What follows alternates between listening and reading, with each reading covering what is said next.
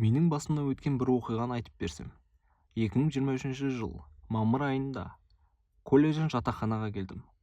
Және өз бөлмеме бардым да бөлмеде ешкім жоқ екенін көріп, есікті ілдім де төсекке барып жатып ұйықтап кетіппін.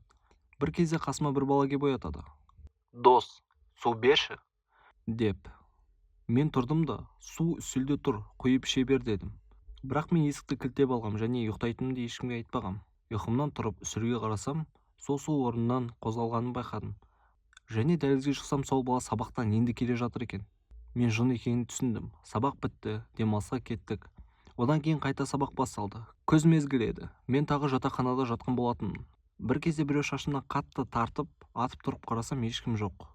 Жерге қарай фонарь шықсам, кіп-кішкентай жын алдымнан жүгіріп өтті.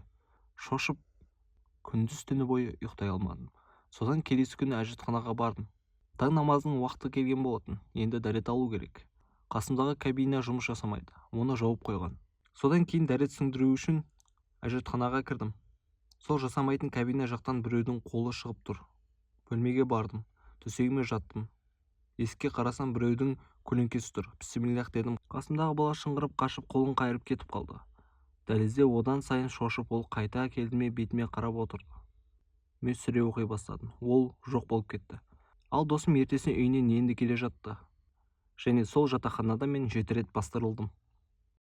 Мектеп оқып жүрген кезімде мектеп ауласында ойнайтын едік. Менен 1-2 жас кіші бала болды. Сол баламен әңгіме айтып отыратын едік. Бұрын мен оқыған мектеп өртенген. Сол баланың атасы сол өрт кезінде болған екен. Атасының айтуы бойынша өрт арасында қара адамды байқаған. Ол досымның атасына алыстан қарап күліп тұрған. Арада көп уақыт өтеді.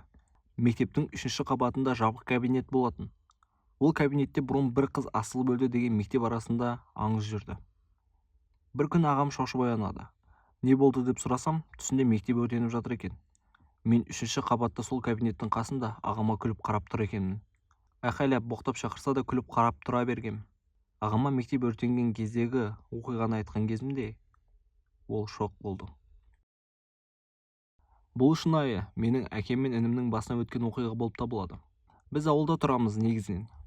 Папам бала кезінде түнгі уақытта қораға малды жайлауға бара жатса, қораның алдында ешкімге теріс қарап, мініп алған аппақ адамдарды көрген екен. Енді ол кезде бала ғой, мән берген. Дәл сол қора әлі бізде бар.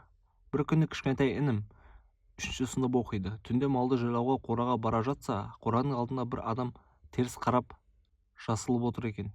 Інім кішкентай ғой, адам деп ойлап барып ұстап қалғанда, ініме сақалы мүйізі бар адам күліптеді де жоқ болып кетіпті. Одан кейін жалғыз жібермейтін болдық. Шүкір, бірақ ініме де әкеме де дым болмады. Менің ойымша бала кезде болған соң мән бермеді ау. Қораға жалғыз түнде бармаңыздар.